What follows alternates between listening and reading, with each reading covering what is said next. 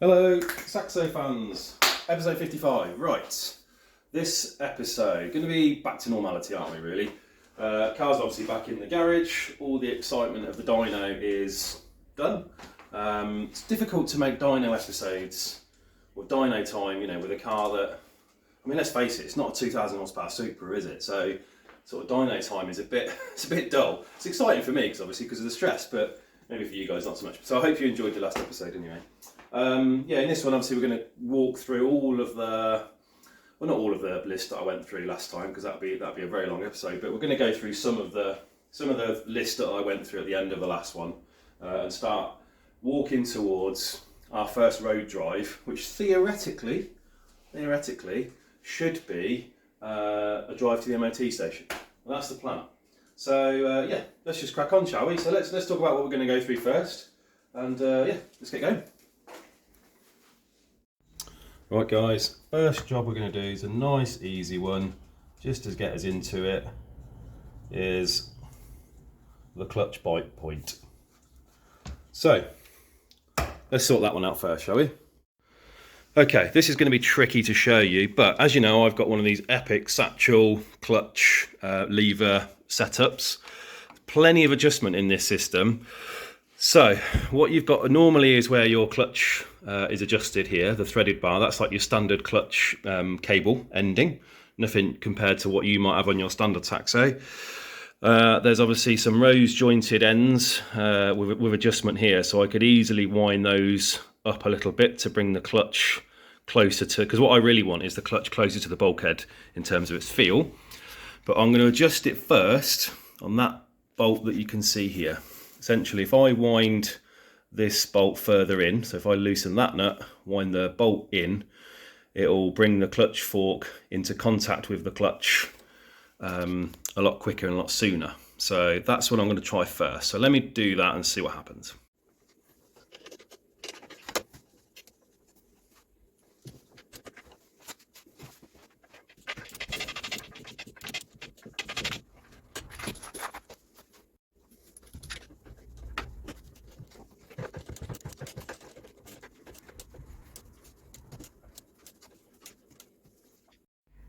Right, that's done. Just need to check that in a minute when I pull it out of the garage. But for now, I mean, I've just checked it obviously statically without moving. It feels okay. Next one is going to be the pass pipe clash. So I'll show you what that is. Right then, pass pipe. So let me wiggle the camera in and show you what we're dealing with. So if you can see, behind there we go. See the steering arm there, the big gold bar at the bottom, and then the pipe above it. They are not touching right now, but very close. So the nut to the left of the screen, that needs to be undone, which is very difficult to access. Twist the hard pipe round a bit, and that should then allow suspension travel to not hit that.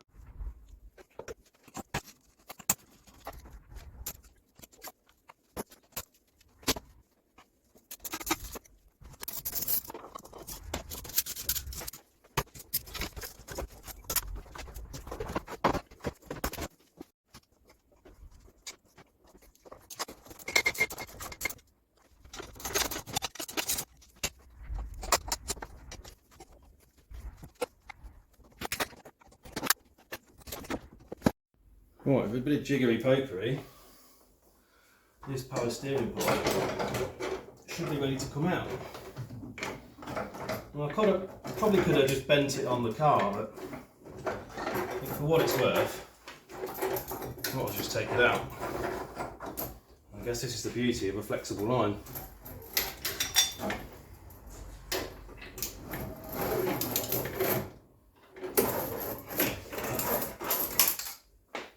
There we go. One power steering pipe removed. Right, there we go then. Bit of a fiddly job, but you'll notice steering arm here, and now we've got all this space for the steering arm to move up and down in.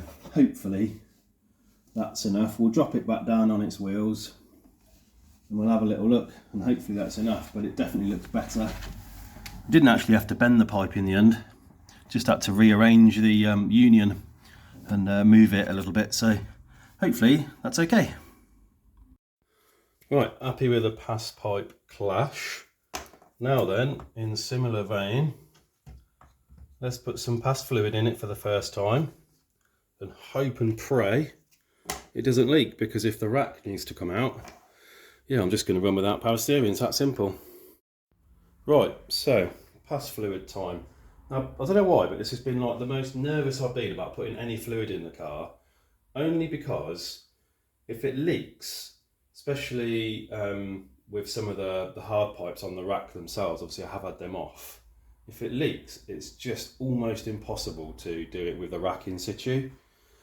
So for that reason, I've intentionally not put any fluid in, but we're going to do it. So, Dexron 3 power steering system motor fluid.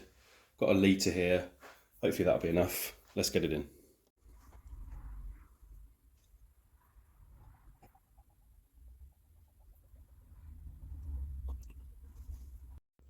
Right, system's topped up with fluid. I've turned the steering full end to end a number of times. However, I am 99.9% sure my power steering pump shouldn't sound like this.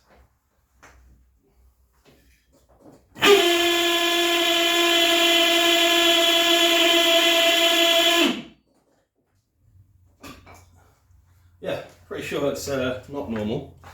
I suspect it's because when I was doing all the wiring, hooking everything up, I ran the pump dry for, well obviously while I was doing everything, making sure everything was working. I suspect it's done it no good. So, for now, I'll leave it until I get another pump, and obviously it's just a case of taking the two connections off, unplugging it. It's actually reasonably accessible, so it's not a problem, but obviously not great. But anyway, so we'll come back to that. But yeah, I mean, the fluid's gone into it. I can hear the fluid sort of, you know, coming out. Looking at the joins, can't see any fluid. Looks dry, which is obviously a big relief. Yeah, that's all good. Okay, good. So yeah, maybe just a replacement pump. So we'll put that one on hold for now. Well, I couldn't help myself and I pulled the pass pump off the car, trying to find out what's going on. So the hydraulic side, this bit, actually feels really good. I'll just pull that off and spin this by hand. You know, it feels, it's firm, but it's not, you know, it's not seized or anything like that. I think that's okay. I think the issue is the electric motor, because if I try and turn this, it is, yeah, I don't know if you can hear that, but it's just a bit grainy. So what I'm going to do, I'm just going to go and stick 12 volts on it and see if that's the problem in the garage out the back. Well, it's in the workshop out the back. Just hooked this up, and it's definitely the electric motor. Let's have a listen.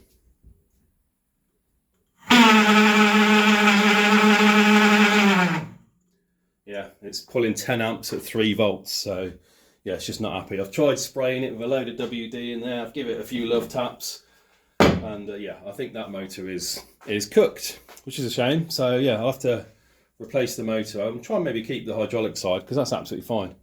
But yeah, anyway, at least we found out what it is. Right, while we wait for the pass pump to turn up, got a new one on its way. Well, I say new one, second hand. We'll get to the next problem, and that's oil leaks. First one's nice and easy. Right, on the dyno, what we noticed is that when we were getting nice and hot and obviously doing the higher load stuff, we were getting oil seeping out past the oil cap, and it was just dribbling down here. And obviously we managed to catch it. Obviously we were watching it all the time. This is the cap that I had. It's got a normal sort of flat, what would you call it, like rubber O-ring really, but yeah, so this, if you look at how easy this goes in, it's quite loose.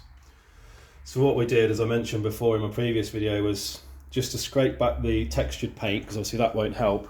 But I've also got a different oil cap. Now, I don't know whether this is like an earlier one or a later one. It needs a little bit of a clean up, but if I put this on, it's much, much tighter to go on, and I feel like that'll do the trick. So, a nice and easy fix, sorted. Different style, I actually prefer the other style, but oil cap's an oil cap, isn't it? So, right, the next one is actually to get the covers off and have a look at the Thermotex. So let's do that.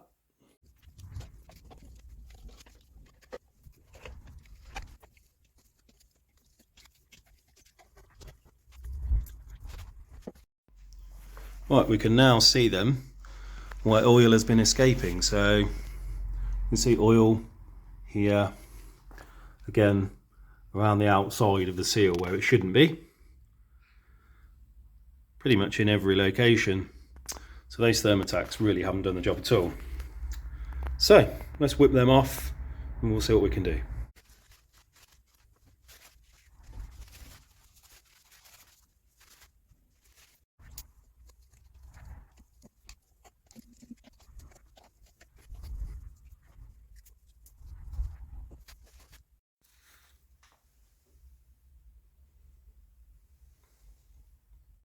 Okay, what I've decided to do then, rather than mess around with a bit of sealant on here, then the Thermoset, then a bit of sealant, which might be the obvious choice, actually I'm going to do what a lot of people have done, is get rid of the little lugs on here. You can see they're just ever so slightly raised. So I'm going to get rid of those, flatten this off, and then just go straight in with some silicone rather than the Thermotex. I've actually already done this corner here. So just slow and steady with the file really. Obviously I'll give all these a good wash out before they go back on. But obviously you're aiming for a nice flat surface. But you can actually see like the Thermotex are always going to fail because sort of look how pitted and pop marked the surface of that is. So that they're never really going to do very well in that case, and I think silicone's probably the better choice. I'm not going to bore you with the filing, I'll just show you when it's done. Right, that's both of those done. All the lugs gone, you'll see. Nice and smooth now. Obviously took all the baffles out of this one. Didn't want to get any of that aluminium swarf in there. So I'll put them back in, and then we can get them back on. Job's a good one.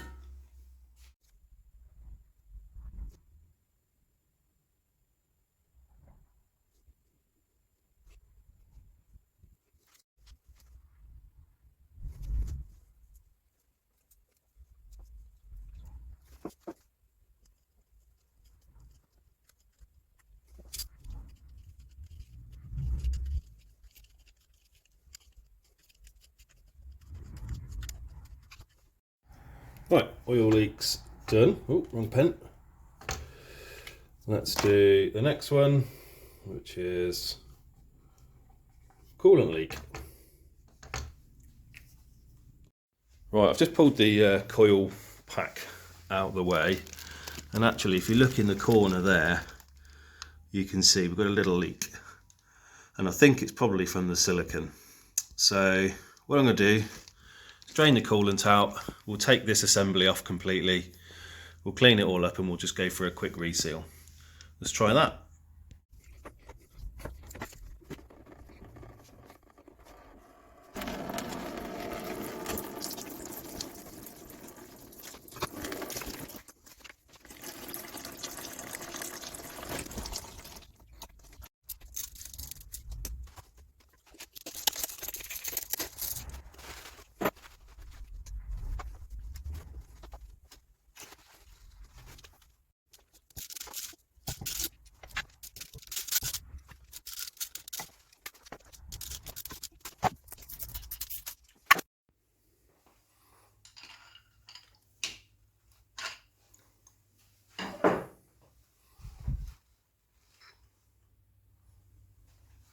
Right then guys, I have removed the thermostat housing as you saw.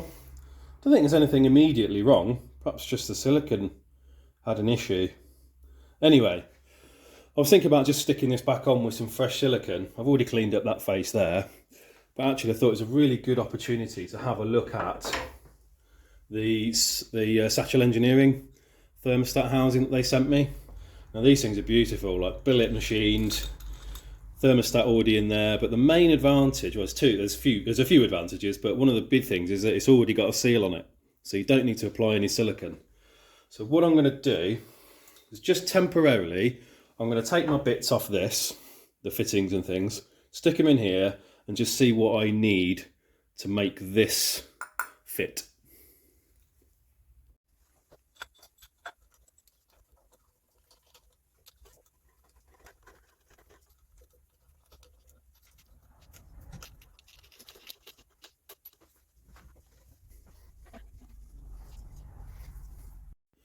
Right, with the top hose on, you can see I am essentially about an inch or two too short.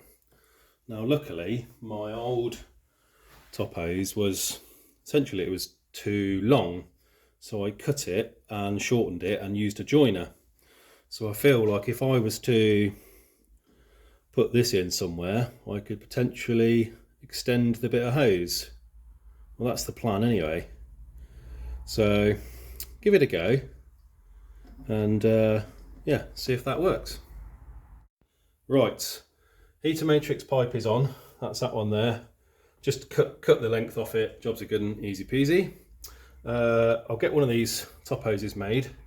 The next thing is I need to go and order a fitting because the adapter that takes it to an AN6 fitting is the wrong thread for this, so I need to swap that out. What I'm going to do is I'm going to put an adapter there, a 90-degree fitting to this 90-degree fitting, and that'll give me loads of flexibility then in terms of like height and where I want it, and I feel like that'd be better than trying to stretch this one. So I've got to order fittings either way, so that's that. The other problem I've got is obviously I've got one of these coil packs that mounts off the side. Now it used to go there, but my temperature sensor is now in the way, so I'm going to have to come up with a way of spacing this out a little bit without impacting sort of access, and also my boost pipe goes over here as well, so just need to have a little think about that, but I'll do that in a minute. But for now, that's as far as we can take that. Right, change of plan, and I have a plan. So as we know, that goes there. If I put my coil pack on now, it'll clash with the sensor and it'll clash with the coolant pipe for the turbo. So if I move the coil pack out that way, it'll clash with the boost pipe that comes over here. If I move the coil pack this way, it'll clash with the oil pipes for the catch tank. So what I'm going to do, I'm going to modify this. So I'm going to put a threaded hole in the front here so I can put my coolant pipe there for the turbo. That's nice and easy, and I don't have to change the pipe. And also I'm going to put one underneath, because there's plenty of room underneath it, for the coolant sensor, and then these two I'm going to just blank off with a couple of bungs. I feel like that's probably the easiest solution. Essentially I've just got to drill 2 holes and tap them. So I'm going to strip this apart, take the thermostat out so it doesn't get any swarf in there. Yeah, and then we'll go over and drill this out, I think.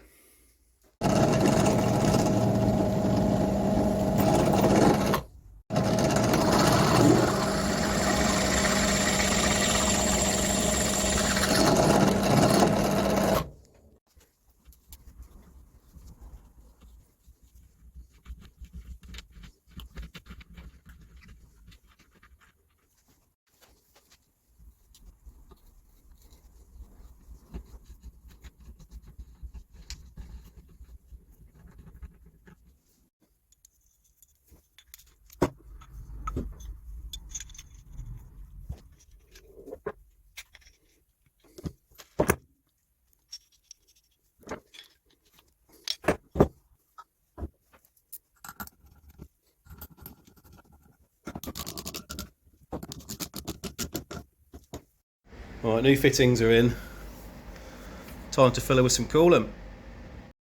Right, coolant's in. Didn't show you that, but yeah, I think it obviously needs to burp itself, but the same amount that I had in my bucket has gone back in, so that's good to go.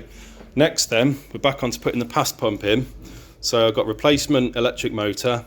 What I've done as well, I've modified the line slightly. Because this is an AN fitting down here, I had to really soften the pipe up in some hot water to get that on, and that is almost impossible to get off without snapping the plastic. So what I've done is I've just put an AN fitting join in there, which should make life, you know, if I ever need to get this back off again, just obviously got to undo that, so that's nice and easy. And obviously I can put the equal fitting on the other end. So I'll get this back in, and then we'll try and fill it with fluid and see if we can get some power steering working. I didn't show any of the reinstallation of the power steering, but pump's down there, obviously. The line's installed with our new join here, just to make life a bit easier. And it's topped up with fluid. I have already done a bit of an advanced look ski, but she now sounds like this. If you remember what it was like before.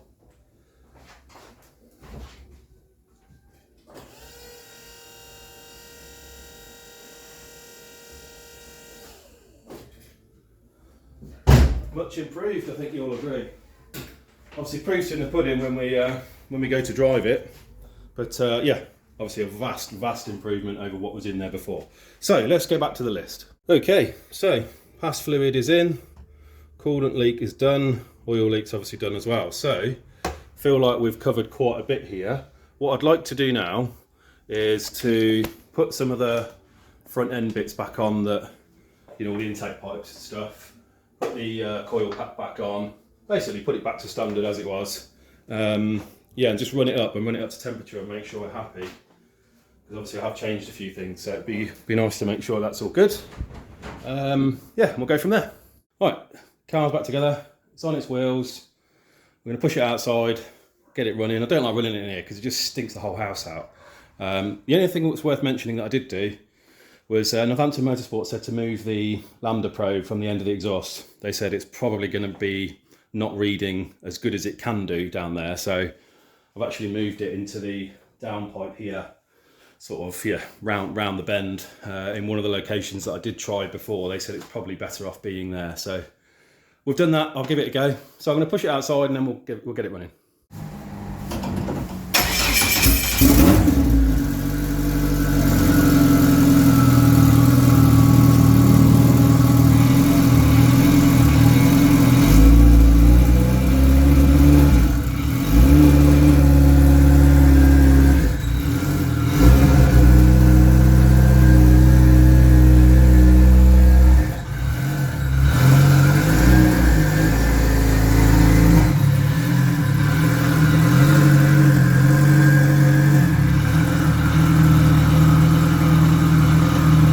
Right, Saxo fans, so had the car outside, ran it up to temperature. So this has got a slightly lower temperature thermostat, even lower than the one I had before. So that was an 82, I think this might be a 75. It's probably a bit too low really for the road.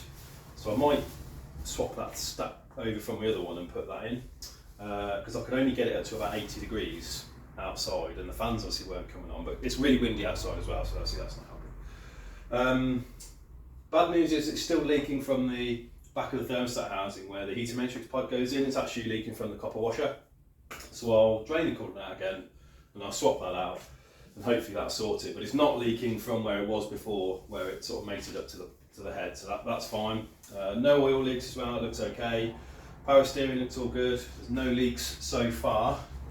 Yeah, fairly happy with that, and obviously I gave it a wiggle while it was out on the drive and it seems fine. So, and obviously the pump is all good, not noisy. So yeah, we have made progress.